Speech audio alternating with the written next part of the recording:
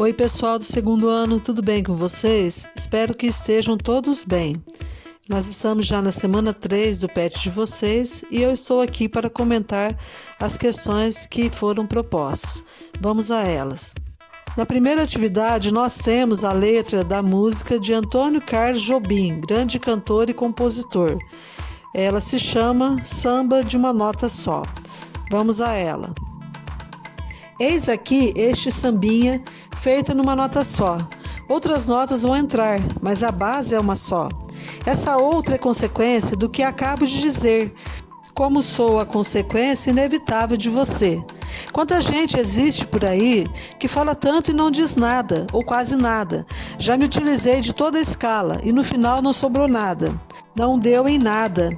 E voltei para minha nota como eu volto para você. Vou contar com uma nota como eu gosto de você. E quem quer todas as notas, ré, mi, fá, sol, lá, si, dó. Fica sempre sem nenhuma, fique numa nota só. Sobre esse texto, nós temos a seguinte questão. Nesse exemplo, podemos concluir que o autor utilizou qual função?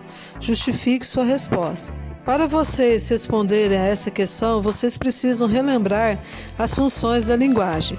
Primeiramente, lembrando que a linguagem sempre ela é intencional. Quando nos dirigimos a alguém, quando entramos numa conversa, nós temos uma intenção. Ninguém fala sem intenção.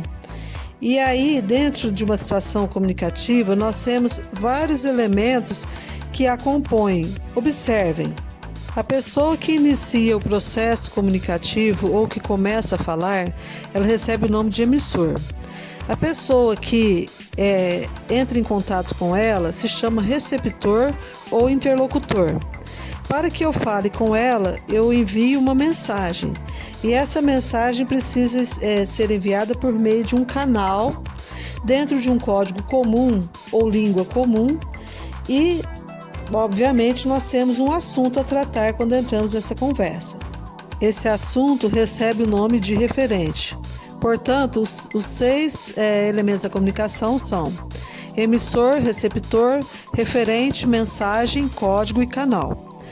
Quando eu entro numa conversa com alguém, dependendo de qual elemento eu foco ao me dirigir a outra pessoa, a minha linguagem foi empregada com determinada função. Vejam, se eu utilizasse esse canal, esse vídeo para falar sobre mim, para falar sobre o que eu estou sentindo, sobre esse momento de pandemia, sobre as minhas frustrações, sobre os meus anseios, etc., eu empregaria a minha linguagem com a função emotiva. Quando eu leio um texto, eu percebo que foi empregada a função emotiva quando há a presença do pronome eu, me, mim, comigo e também os sinais de pontuação, exclamações, reticências. Ou seja, se o eu lírico ou se o eu, como narrador também dentro de um texto em prosa, estiver falando de si mesmo, nós temos a função emotiva. A função emotiva da linguagem também é conhecida como função expressiva. Pois bem, quando eu me dirijo ao receptor com a ideia, com a intenção de convencê-lo de alguma coisa, fazê-lo tomar uma atitude, nós empregamos a função conativa ou apelativa da linguagem. Essa função apelativa ela é muito comum nos anúncios publicitários e nas propagandas. Pois bem, função referencial, também conhecida como função informativa. Nós reconhecemos um texto que se trata de função referencial quando esse texto estiver escrito em terceira pessoa e a sua principal intenção é informar. A função referencial ou informativa é muito comum nos textos jornalísticos e também nos livros didáticos. Sempre que você quer informar, apenas tem a ideia de informar ou a intenção de informar, nós temos função referencial ou informativa. Função poética. Nós percebemos que foi empregada a linguagem com a função poética quando o foco é a mensagem. Quando se preocupa com a estrutura da mensagem, com os recursos que eu vou utilizar nessa mensagem, como sonoridade, como ritmo, como as figuras de linguagem, etc. Portanto, quando estamos diante de um poema, já sabemos que se trata da função poética. Mas cuidado, pode ser que também num texto em prosa apareça a função poética. Muitas vezes você pode escrever, por exemplo, num diário e ter perfeitamente aí função poética. Então, preste atenção nisso também. Função metalinguística. Nós dizemos que num texto foi empregada a função metalinguística quando utilizamos o código para explicar o próprio código. Por exemplo, naquele poema que nós vimos sobre a garrafa, o poeta estava falando sobre a criação poética, como é fazer um poema. Então, um poema metalinguístico. Se eu utilizo uma peça teatral para falar como se produz uma peça teatral, também função metalinguística. Se eu utilizo uma música para explicar um ritmo musical, para falar sobre um ritmo musical, também função metalinguística. Se eu uso uma charge para falar como se constrói uma charge, se eu falo dentro dela sobre os elementos que a compõem, também função metalinguística. Então vejo que a função metalinguística é empregada quando usamos o código ou a língua para explicar o próprio código. Função fática é focada no canal de comunicação. Então, ela é utilizada para estabelecer comunicação, manter essa comunicação ou findar a comunicação. Quando eu começo o vídeo que eu digo olá turma, oi pessoal, eu estou tentando apenas abrir o canal de comunicação. E durante essa conversa, se eu resolvo dizer percebe, entende, etc., eu estou tentando manter o canal de comunicação. E ao final eu digo tchau, também findando o processo de comunicação. Então essa função é utilizada apenas para iniciar o processo, manter ou findar o processo comunicativo.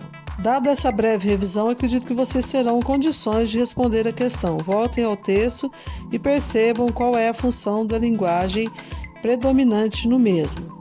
Na segunda atividade, nós temos 3 textos. Vamos a eles. Quando eu nasci, um anjo torto, desses que vivem na sombra, disse: vai, Carlos, ser gaúcho na vida. Esse é de Carlos Drummond de Andrade. Texto 2. Quando nasci, veio um anjo safado, o chato de um querubim, e decretou que eu estava predestinado a ser errado assim. Já de sair da minha estrada, entortou, mas vou até o fim. Esse é de Chico Buarque. Texto 3. Quando nasci, um anjo esbelto, desses que tocam trombeta, anunciou: vai carregar bandeira, carga muito pesada para mulher, essa espécie ainda envergonhada. Esse é de Adélia Prado. Vocês observam que os 3 textos têm a mesma temática. Todos eles estão falando sobre o momento em que eles nasceram e as consequências disso para a vida deles. Quando um texto tem um diálogo com o outro, quando ele tem o mesmo tema, quando um texto aproveita a estrutura de um texto anterior, nós dizemos que houve intertextualidade. Então não esqueçam dessa palavra. Então, quando um texto é escrito retomando um texto que já foi escrito antes, nós dizemos que se trata de intertextualidade. Por quê? Porque os textos dialogam entre si, eles conversam entre si.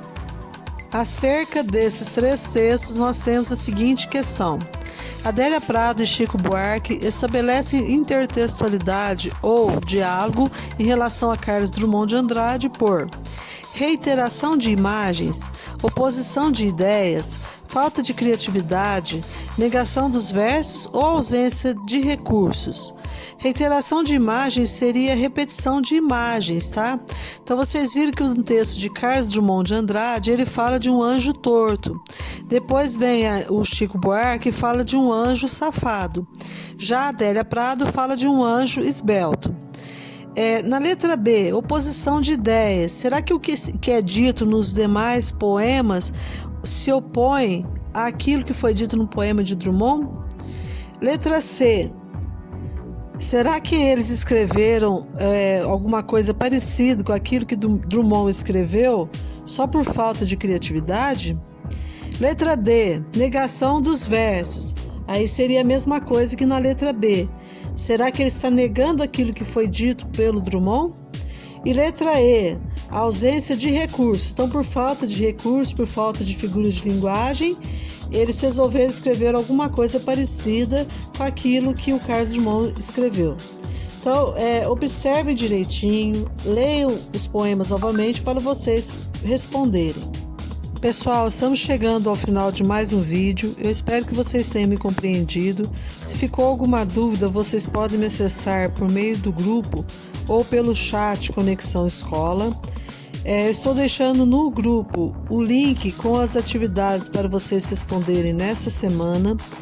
Não deixem de colocar um nome e série e no final cliquem em enviar. Lembrando que as atividades também devem ser respondidas no caderno. Para vocês eu deixo aí uma mensagem de otimismo. O melhor da vida, vivê-la. Então sorria, dê o seu melhor e ela acabará fazendo o mesmo com você. A vocês o meu abraço e até mais. Fiquem todos com Deus.